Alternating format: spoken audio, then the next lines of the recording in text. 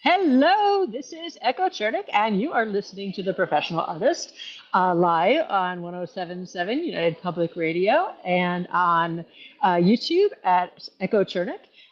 So be sure to like and subscribe and ring the notification bell. And if you want to see our beautiful graphics or our beautiful faces, make sure you go over to YouTube and check us out there. I have an awesome guest, one of my favorite artists of all time, Sophie Gleason on, who'll be joining me in just a minute. First, I want to tell you guys about something I learned last night actually on a website. And it's a really cool resource that you should all check out. In the past, I've talked about having problems finding reference materials because of AI just like flooding Google Images with AI resources and just all you search for like lion and you end up with a bunch of AI lions popping up and you're like, this doesn't work. These lions look like stupid because they're all AI generated and that's not going to work. Somebody posted up last night about the Smithsonian.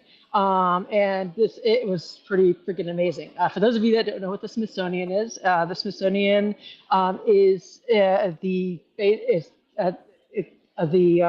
archives of the National Archives for the United States, and they have 19 museums, 9 research centers, libraries, national archives, a national zoo, and for the nation. And if you actually go to Washington D.C., they're all in the center by like that, the big Central Mall area, and you can go into them for free, which is really cool. You don't have to pay an admission fee, and you can go see the dinosaur bones, and you can go see the museum, and you can go see all that kind of stuff. And there's no admission fee like a normal museum, which is amazing because they're a national treasure. And they have loaded up onto their open access site so far 3 million 3D and 2D digital assets for artists and people to download and use as part of this, open access thing as being a national resource for people to use. So literally, this is what it's meant for. It is meant for you to go there and be able to access these items to use as an artist to use. So I went and I searched lion. And it pulled up, well, first of all, I went and searched for 3D digital models section, and there was like 8,000 digital models you could download. And it was like you could pull down the 3D mammoth model and just turn it to whatever way you wanted it. And it was amazing. But then I searched lion, and I just was pulling thousands of pictures of lions. There's from the zoos, and then there was drawings of lions from the museum, and there was paintings of lions, and then there was like sculpted cups of lions, and then there was 3D model sculpted cups of brass lions, and there was like everything that is in the National Archives that has anything to do with a lion. There was just access to that you could use that I could just draw a picture of, and it was all copyright free for me to use. I think the only limitation is if you are going to take it and use it in a piece of art that your client wants to then copyright that piece of art with the actual picture in it. You have to get permission for that, but you can find all that information on the website. So just go search for Smithsonian Open Access, and there's a link that just says Open Access, and you go in there, and boom, you're like in this giant library of stuff. So yeah, totally do that because it's amazing and there's no AI and it's really cool. But anyway, on to my awesome guest who's in France before she falls asleep because she's like, it's like 10:30 at night here. So I want to, don't fall asleep, Sophie. So I want to introduce Sophie Gleason, who I met a million years ago, and she is amazing. Check out her art. What is your website? So it's spell your website name out so people can find it. SoMKart.com. SoMKart.com. So thank you for joining me all the way from France. Yeah, it's a pleasure. It's a pleasure, and it's. I would prefer in the morning, but that's not bad either. Yeah, you will have my last rays of sunshine. So. Well, tell us. Oh yeah, so you're drinking. Did you just drink Coke directly from the bottle? I am just also drinking Coke directly from. That's mine. This is my bottle. We're both sitting here on the camera, and I'm drinking Coke directly from the bottle too. So we have to, we're birds of the feather here. So anyway, describe to everybody that is on the radio and not on YouTube what you do and how your beautiful drawings, what they look like. Tell us about what you do. I'm a complete and forever curious person. I want to learn everything, so I'm self-taught. This is not my. I didn't study art. I just do it, sometimes badly at the beginning, very badly, and I am totally passionate about traditional techniques of illumination, botanic illustrations, and pigments. This is probably something that traces back to my training, which is more scientific than anything else. So pigments, yeah, I try to grow my flowers, extract the pigments, and I paint with them. So I am just That's torturing poor flowers to make paint. okay if you put it that way. See, that's your illuminated pieces are just that's I've always loved illuminated art. That's what one of the things when I was going to school in New York City. I go to the Morgan Library and look at like the illuminated manuscripts with the gold leaf and the animals and the hand painted everything. And I've just gone back to doing gold leaf and pen and ink again now. You're totally in the style of illuminated manuscripts and paintings. So yeah, of course you would do fantastic illuminated plates. So go, please do.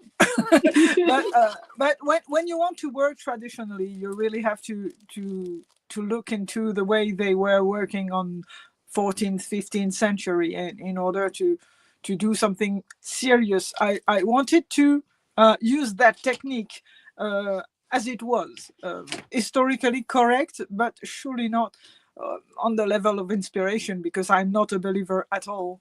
So my subjects are rather either aesthetic or completely stupid.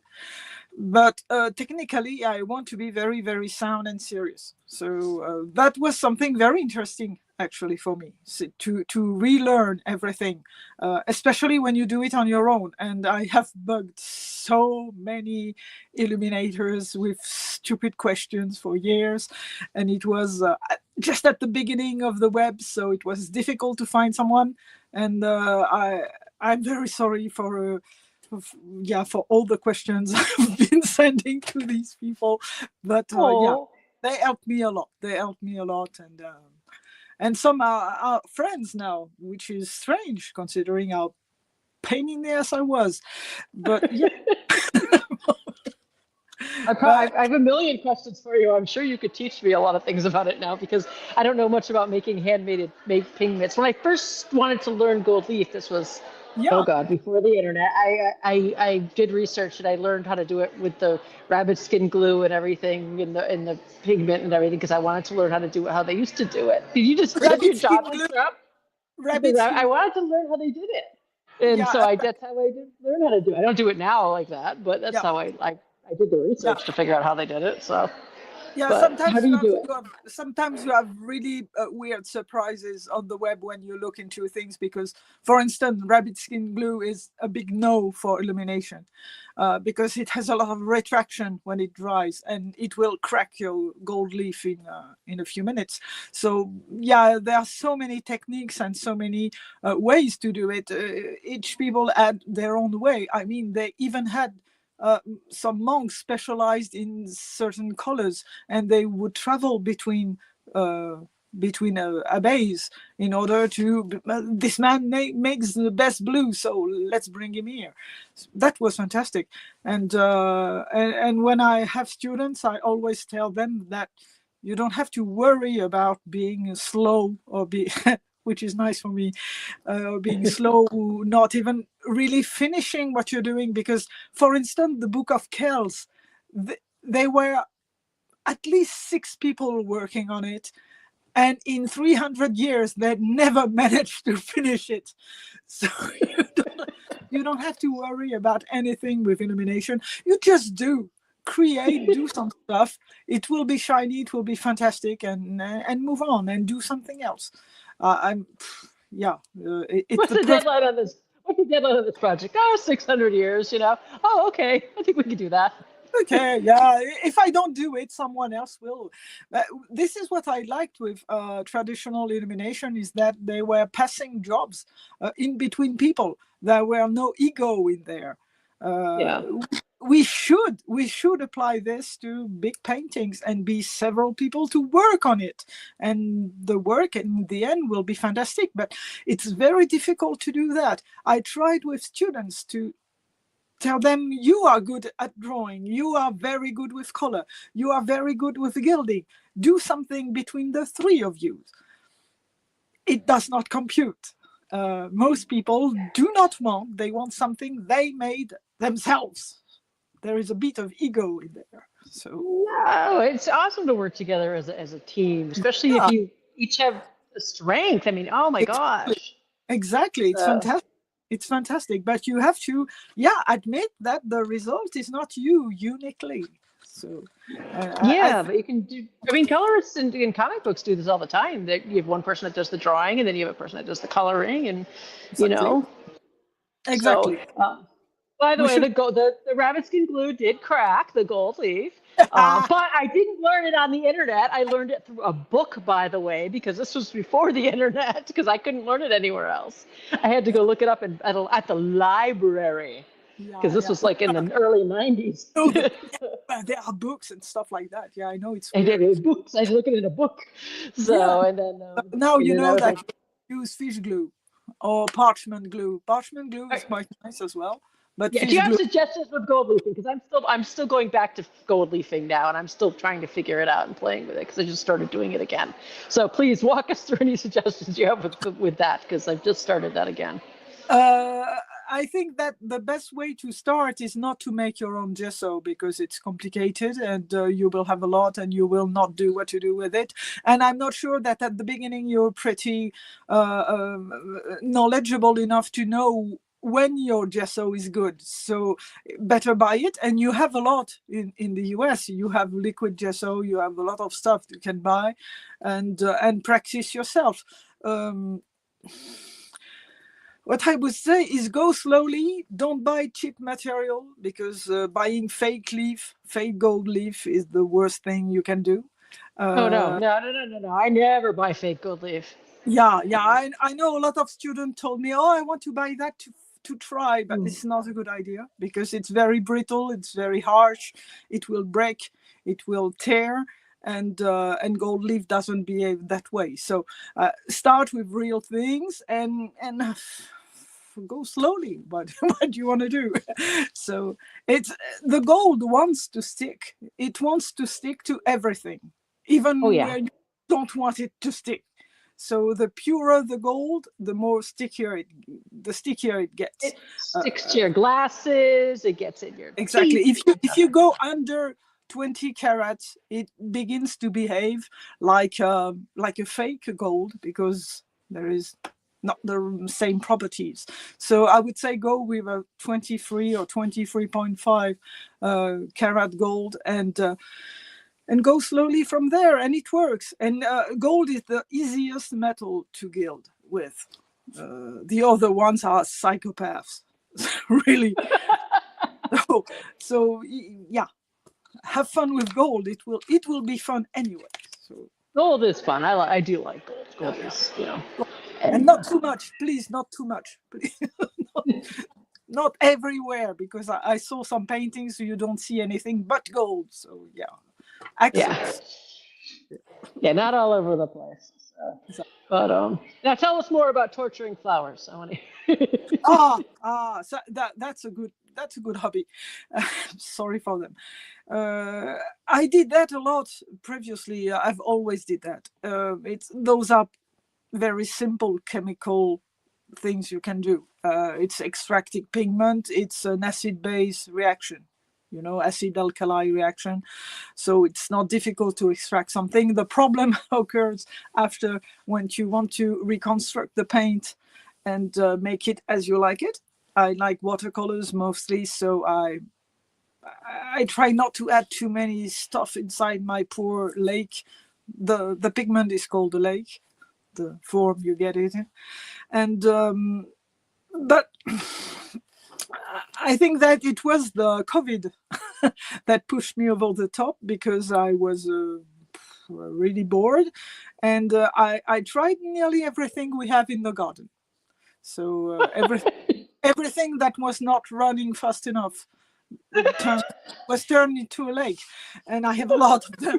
So, and it was the first time I sold my overstock online, and it was getting out of hand. I had, I don't know, 73 or 74 lakes, and it was very funny. But now I've narrowed it down to 12 colors that I know are stable, and I use them for most of my paintings. And when I have problematic colors, I do not hesitate to add some watercolor, traditional watercolor, because some colors will not be how do you say, they will not last over time. So I try I just had this image of you at dinner with your husband, and him look like, why are you looking at me like that? You're like, you know, no. You made enough pigment. Stop looking at me like that. I'm not sure I have to make a German pigment out of Alex.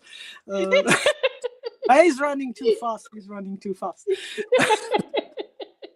But yeah, it's a trip. It's a trip to do that, because it's fantastically magic, actually, to get a color you can then reuse, and some are particularly beautiful and stable and non-toxic. Yay! And especially when you have cats like me on the table most of the time with their butts in your paints, so I prefer them to be safe than So, but you need another kitchen. How many cats do you have? Oh, now just one. No, the others are not dead because of the pigments. But I'm glad you had to clarify that. Thank you for clarifying. They were no. The others are not pigment, by the way. We're not selling them as pigment, too, just for clarifying. Not make pigments out of my cats. No, Salem is okay. He's a nice cat, and he's not too intrusive in my work. But the previous ones were, yeah. That's why he's still alive, right? Because he's not eating your work. So this one knows. This one knows he shouldn't mess with me. So it's cool.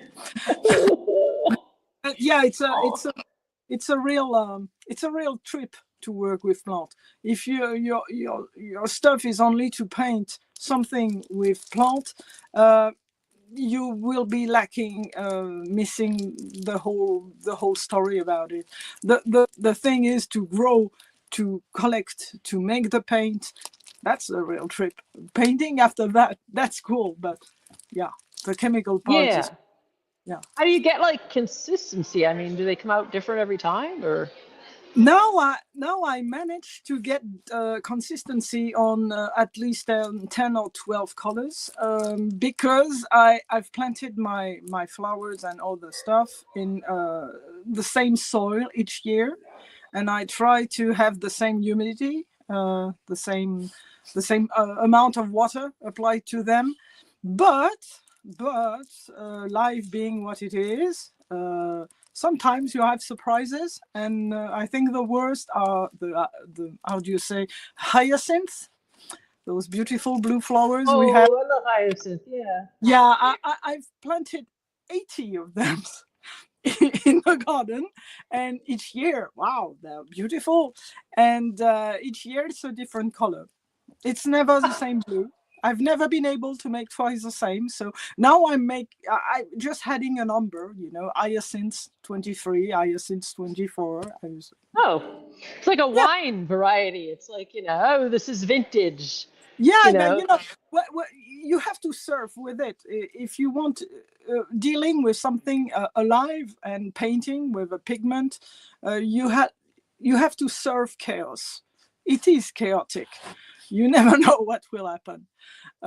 So yeah, it's as we say in France, it's a lâcher prise. It's a laisser faire. Let it go. You surf with the result, and you try to manage the dangerous parts by adding some traditional watercolors, because there are some risks I don't want to take. When I was working on this one, Oh, wow. Yes, when I was working on this one, after 3 weeks, I couldn't decide to use colors that could be problematic. So in the end, I just grabbed my Daniel Smith watercolor, and for the most delicate part, I used them because I didn't want to F up everything after 3 weeks of work. So yeah. That's fair enough. Fair enough. Yeah. Fair enough. So, Voila. But it's a real trip to work with that. And once you know a bit of basics or of chemistry, yeah, you navigate quite easily. I did some lesson and classes for students, and some of them are still doing it, and are still alive. They are still alive. Yeah. you teach, unlike your cats. No, wait. Yeah. Do you teach online? Or, Done. you teach online or just there? Or? I'm a bear. I want to stay home, but I have one or two people able to move me outside to their shows, and especially one which is Anima Libri, which is in Saumur region. I swear I'm not always looking for convention in wine regions, but it happens. Not my fault. Each time it's that. So, Oh well. They dragged me there, and for 15 days I've been teaching stuff with them, and it was super cool. And now locally I'm doing a few demos. I know I will do one for Easter in the town near my place in Provins, and it's always a pleasure to show people how it works. But it's a lot of work, so some people are a bit deflated, you know. They're a bit depressed to see how difficult and long it can be, and they don't do it anymore, but they've learned how to do it. So yeah, you know. So how long, you said it took you 3 weeks to do the one you just held up, or longer than that? For this one, Yeah. Resilience has been, yeah, it was around 3 weeks. I think I can't go over 3 weeks because I get bored after 3 Yeah. weeks. I just can't look at the painting anymore. So, and this is the first painting I've been documenting day after day on Facebook. I still have the album with all the pictures day after day, because Oh wow. because I have no shame. And sometimes I do stupid shit, but yeah, this is how you work. Yeah, I mean, sometimes it doesn't work, and sometimes you do it again. And yeah, they saw I did a few a few blunders along the way, but it worked well in the end, so it's cool. So how do you figure out what to work on, or what are you working on? Oh my god, I have so many ideas. I will never have enough years, considering how slow I am. I've taken last year off because I wanted to finish my book. It's some sort of a note-filled book with different chapters about pigments, about paint, about everything, and a small story, because I'm not a writer, but I can write a few sentences here and there in different languages, and it ties up, and yeah, you know. But life has been difficult last year because I lost my dad, and I had to deal with everything that was falling down after that. So I need to take the next year now. So I will do this all year long, and this is why I don't do conventions a lot anymore, because I really want to finish that book. And the ideas are piling up. Honestly, they are piling up, and I'm trying to work on different paintings at once, because you know, with illumination, you've seen it, you have to wait for a few hours or let's say overnight, for a gesso to dry, and so on. So in the meantime, I don't want to be like doing nothing, so I'm working on several at once, and I'm trying to go as fast as I can, but I'm a glacier. I'm really super slow. Slow, But stubborn, and steady, and pushing forward. but that was what my grandmother was saying. She was telling me, you have to find a work that will be happy with your defaults, and I am terribly nearsighted and totally obsessive. So illumination was not that bad, actually. That sounds perfect. Yeah.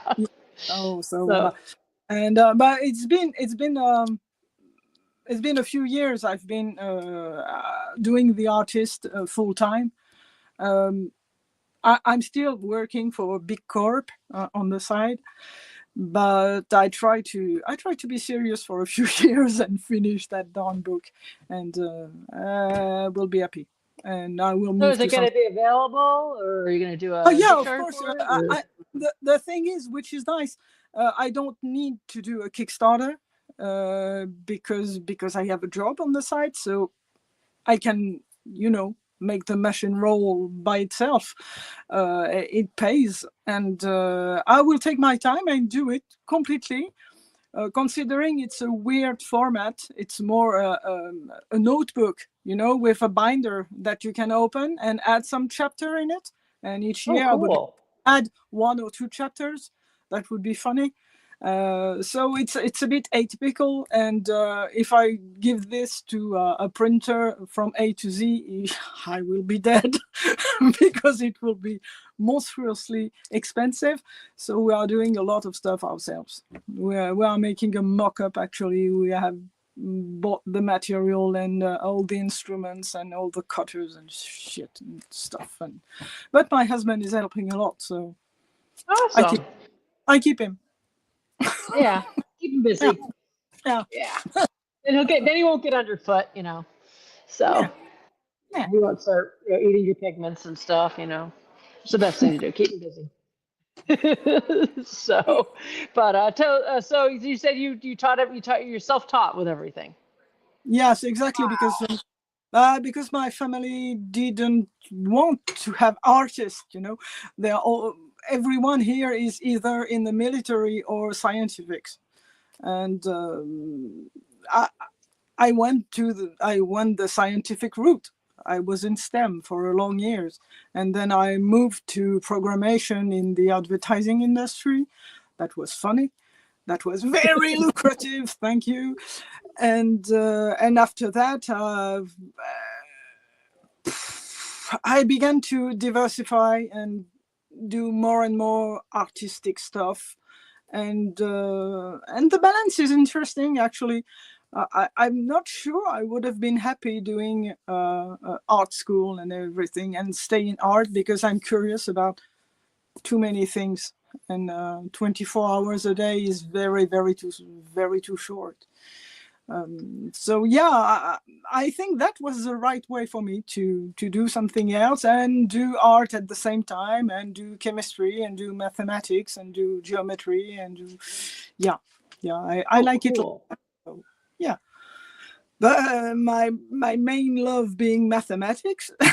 So I'm trying to go back to them a little bit in the next paintings. So yeah, I will have a lot of science fiction, astronomy, math, geometry. The everything Islamic is usually based on geometry.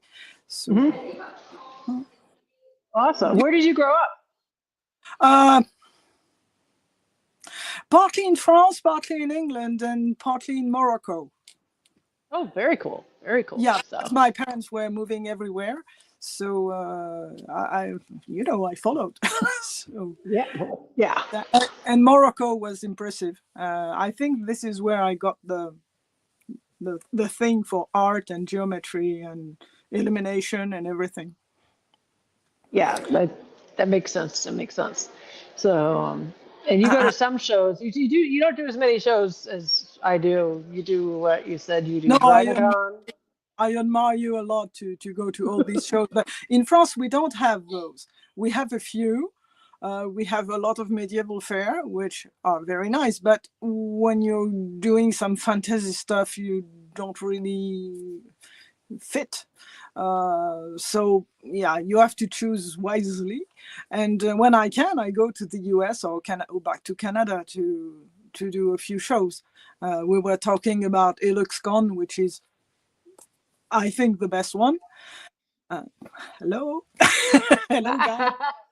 I don't know if they're watching me, but I say hello because I would like to go back next year. Yes, yes, you need to go back next year. I need to get back to a LuxCon. Every year I go, I need to go to that one, and that's Yeah, like yeah. my You busy have to time of come and year. we their room and we grab Iris and William Allen and everything. That will be nice. Oh, ooh, that's a cat. That's a cat. Ooh, Salem, That's a, right? oh yeah, he's all right. Oh yeah, he's all right. But he wanted to be on the show, so this is why he's doing stupid shit. Salem, Salem, you can be Sailor. on the show. You can be on the show. Come here. Went away. He went Hey. away. He knows. Aw. If I can grab him, I will, but he's not here. So yeah. Yeah, I tried to jump into my Christmas tree the other day. I was like, no, no, no, we don't climb the Christmas tree. No, no. So, You have cats as no, well. You have how two, many do you have? two. I have Two. two. I have Vivi, who's got heterochromia. She's white with the one blue eye and the one yellow eye. And Nice. so, and Bennett, who's her boyfriend, who's a troublemaker. He's a Boyfriend. grumpy old man. So, and then, Okay. and then Sita, well, that technically she lives with my daughter, whose also name is also Cat, just to be confusing. So Uh-huh. that's technically four, I guess. But Okay. yeah. But anyway, so we have any? You said you teach and stuff. So do you have any advice for young artists and students? And that's what this podcast is about, I helping would. people and everything. So I am not someone who can give good advice because I am not in the. I've never been taught properly about that. But what I could say is, do things you love. Do things you love and do them again and again and again till you do something very nice. Because I'm pretty sure that the very unhappy, starving artist is not a good way to go. yeah, You have to produce something, and for that you need a little wee bit of comfort. And if you have to add an extra job to that, that's a good idea. Honestly, you can do a lot by working between 5 p.m. and 2 p.m. in the morning. Yeah.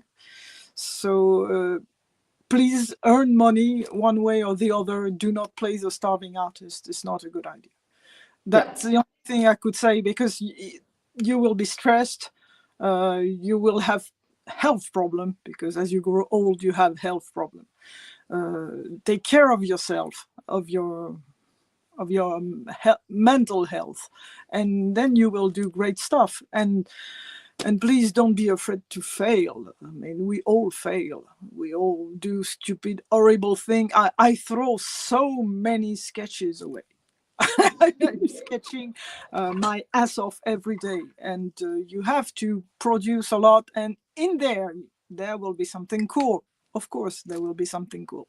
So that's the I only always thing. feel like I'm so slow. I'm always like, oh, I didn't do anything today. I feel like I'm so slow.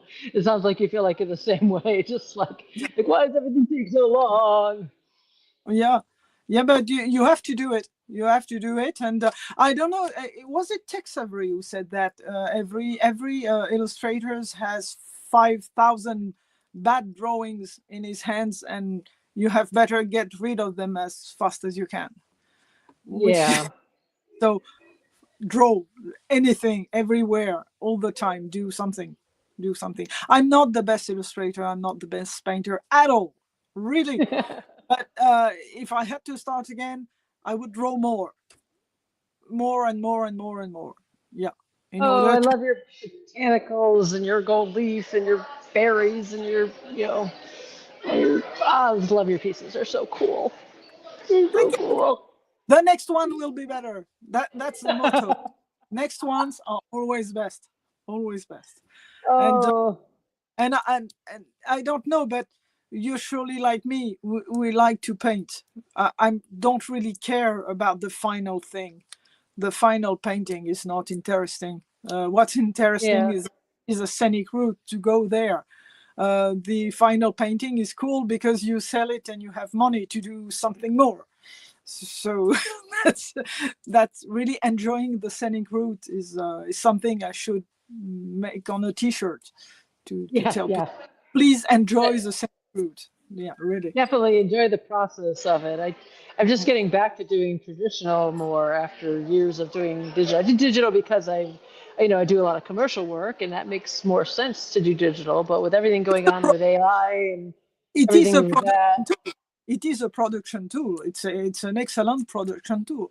But if you want to be, if you want to create something with your hands, I think it's more fulfilling to go traditional. I'm sorry, guys. I was using a lot of digital before. All my previous portfolio was digital. I love the tool. It's fantastic. It's clean. You can magnify.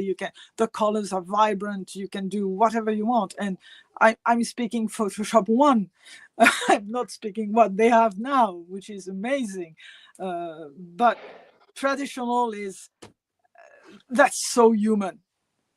yeah, yeah. And when I was on Elfwood and on Deviant, someone kicked my ass at that moment because I was doing a lot of digital and they were big and complex and stuff like this. And someone told me, but why aren't you doing this in oil or in gouache? And I always had a good answer. No, but it's good. I can crop, I can change. And he told me you can do exactly the same with traditional. You take a picture, then you crop when you change. And the answer was I would have been unable to do it in traditional Oh, because really? you take shortcuts sometimes in digital. And you can't do that in traditional. Well, there's a safety net. If you do something and you don't like it, you can kind of change it easier than you can in traditional. If you, You can't. You have to throw it away and start again. yeah, yeah. And the difference between the sketch and the final can be huge at the beginning, especially you're losing expression, you're losing movement, you're losing sharpness because you're transferring so much that in the end it's a bit of a blurb. It's difficult to keep the real gesture in digital, and I love it for that. You can keep the original in the back. It's still here. You just add layers of color and everything, and it's fantastic tool. I adore digital, but something was missing. I wanted something weird, something chaotic, and traditional is more like it. And with plant pigments, oh, trust me, that's chaos. That's really chaos. So yeah, why make it simple? You know. I love But, working digital. I mean, oh, I love. but I've been doing the advertising work, and that's been paying the bills, and that's been wonderful and stuff. But now that I'm kind of, but I've also always loved illuminated handwork and gold leaf and all that. And now that I'm older, I'm like, I kind of want to go back to that. And so I've been making the time to go back to that. And I'm a little rusty on it, but I'm getting back there. So. But really, digital paint is fantastic because you can adapt it, you can change it, and there are some really extraordinary artists in digital, and I'm totally in awe when you see people like, I don't know, of course the names eluded me, but especially in the cinema industry, in the movie industry, you have a lot of layouts and stuff like that, and those guys amazing. And Oh yeah. and they speak digital. I mean, that's fantastic. And some of them are able to do exactly the same thing in oil, which is highly irritating, to be honest.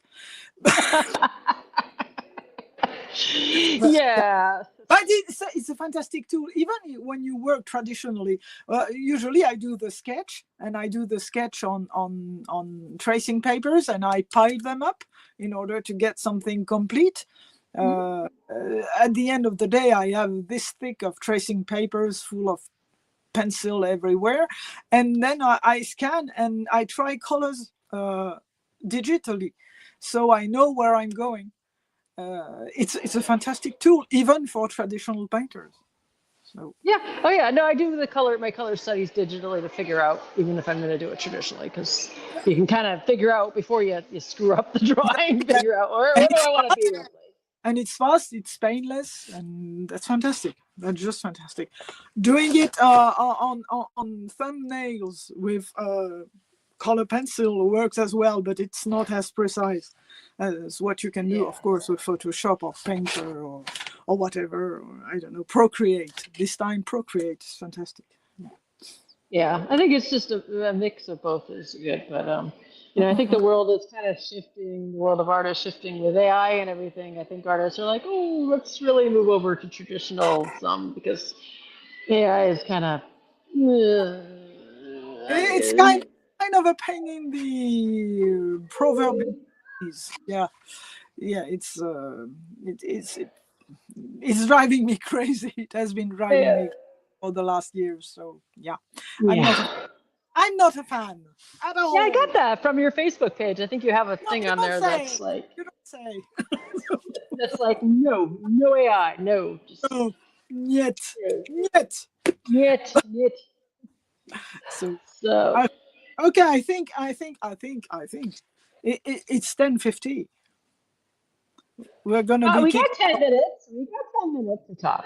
Okay, okay, We got okay. 10 more minutes to talk. You got 10 more minutes. So, I told you, I told you I was slow. you got this. Yeah, 10 more minutes. So, what do you want to talk about for 10 more minutes? 10 more minutes. I don't know. I don't know. Let me see. Let me see. Let Something me see. exciting so that you're not sleepy. So, Oh, I no know it's pressure. very late for you. Uh, no pressure. I what I wanted to ask you a question. Yeah. What do you think about Kickstarter? Do you think it's Oh, really a good idea to start your own Kickstarter to produce something? yeah. I've done 16 Kickstarters, I think. I've done quite a few of them, and I think they're awesome. I've done 4 books, 5 books on Kickstarter, Yeah. and then I've done And 5 or 6 posters. and And if you didn't use Kickstarter, you wouldn't have been able to make the books. um, it would have been more difficult.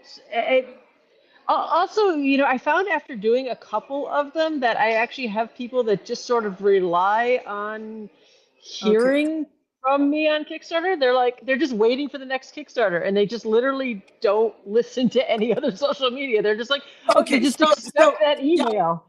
that's a good point. It's some kind of a alternative social media where people Yeah. can follow you and see what you're doing, just like Patreon or stuff like that. You Yeah, and have a they see it and then they go, oh, okay, back, and then they back it and then they just expect okay. the book to arrive. It's just Okay, like, and yeah, that's possibly the only good reason you I've don't heard. even need to, you don't even need to set your goal really high Mhm. in order to fulfill it. You can just set it to be like, I want to make this book and set it low, and then people can pledge for it, and then they can just buy it through the Kickstarter. A lot of places or a lot of people just do it as just an extra venue for selling their Yeah. books. So Yeah, because that's just really sometimes I think people are confusing Kickstarter with pre-order, which is not supposed to be the case. Pre-ordering means you already have the product, not doing a Kickstarter. But But well, some of the creators actually run it like a pre-order too. I mean, yeah, they actually treat it like a pre-order. You're not supposed to. You're not supposed to treat it like a pre-order. Kickstarter is not a pre-order thing. yeah, You're but right. But people do treat it like they just yeah, expect it okay, to be a okay, pre-order. okay. But So, yeah, but in that. yeah, I trust you because you've used it so much that yeah, you know your stuff. So fantastic. But if I were you, it's not going to hurt to just don't put too high in an amount, and then you can put a Kickstarter up there just to basically reach that crowd. I, I, I Um, want I wanted to use it just to offer maybe a more deluxe version of it, but with the product already done, but maybe had some sort of leather cover or something like that. I don't yeah, know. I will see. yeah. That No, that should, it's fine. Yeah, yeah. just you can reach out to me after if you want to ask too, because we've done quite a few of them. And it's not supposed to be like a pre-order platform, but some artists treat it like that, and that's okay. I mean, Okay. as long as you fulfill it, as long as you fulfill the Kickstarter that and Yeah. people get their product, that's Whatever fine. works. So yeah, okay. So Yeah. yeah, but I'm paranoid. So if I ever do something like that, the book will already be done and already printed and already yeah, and I will just be looking for an extra cover. That's it. But yeah. Yeah, you can do an extra cover. You can do like an extra book plate inside. You can do an extra pages, since you're binding it yourself, you can do an extra, Okay. deluxe edition or Okay. whatever and stuff. Okay. So, Okay. Now uh, you're giving me ideas. Good. yeah, yeah. So yeah, I like Kickstarter. I've done quite a few of them. So, um, and I think they're good. When you're in the U.S., and I just add this on for U.S. people, when you are shipping books through Kickstarter, just remember that we have what's called media mail, so that if you're do a Kickstarter for books only, if you start adding on things, like if you're like, I have a Kickstarter for a book, and you want to add on a keychain or other things, Yeah. once you start adding on stuff like keychains and stuff, it no longer can be shipped by media mail, and media mail is cheap.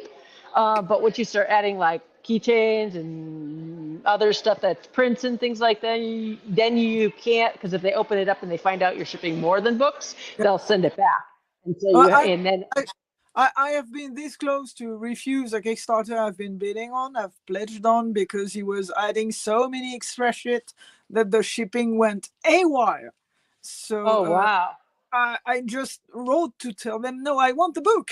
I don't want everything else that makes the shipping goes 3 times the price.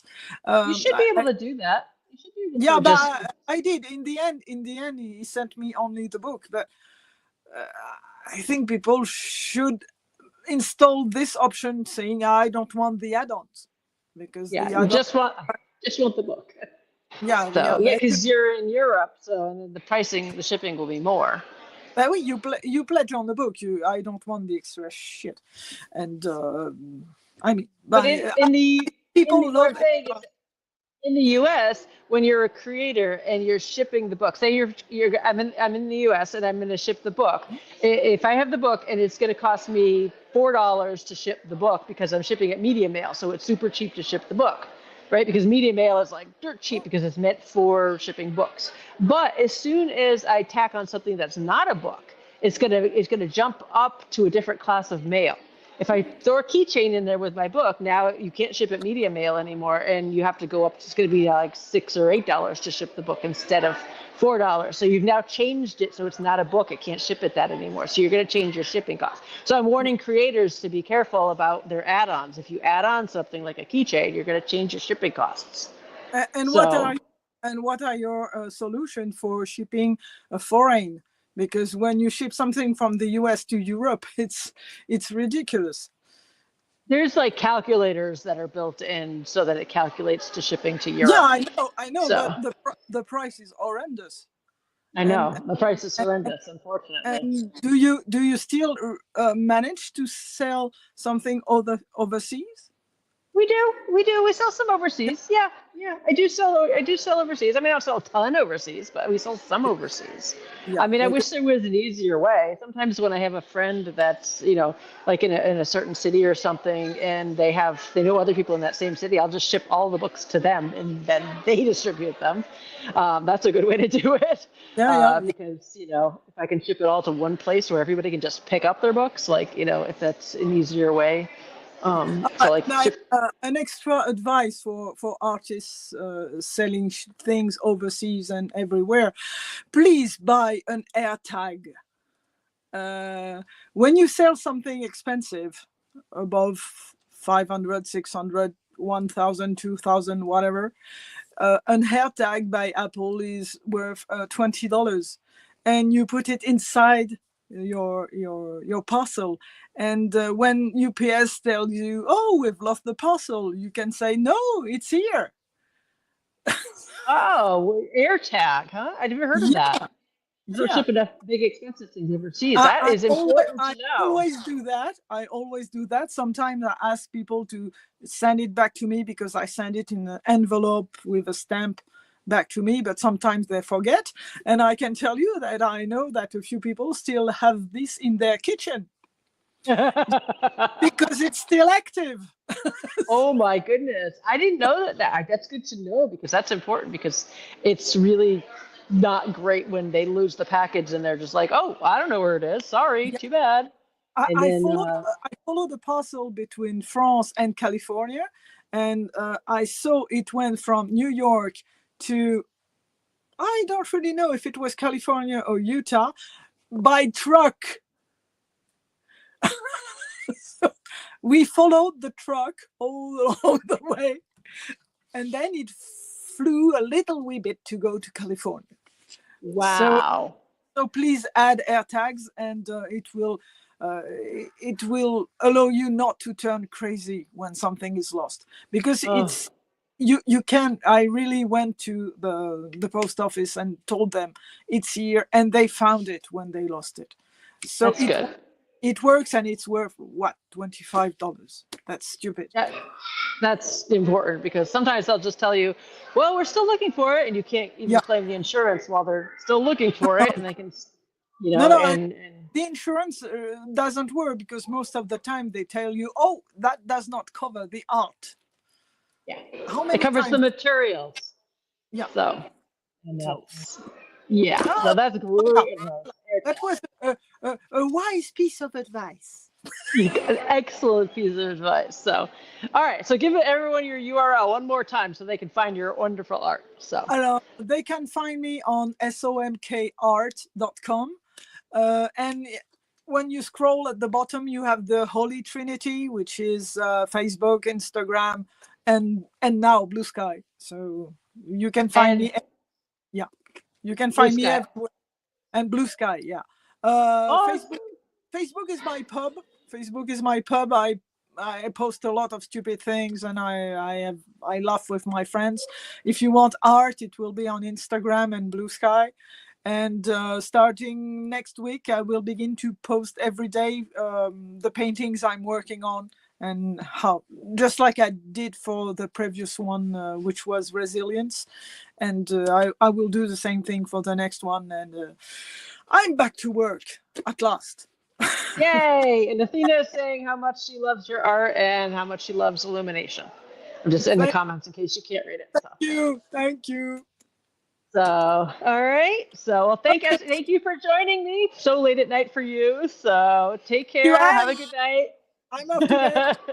So, good night. Have a good night. Bye. Rest well. And thank you to everyone else for joining me, and keep making art. And I will see you guys next week. So, bye. Bye. Bye.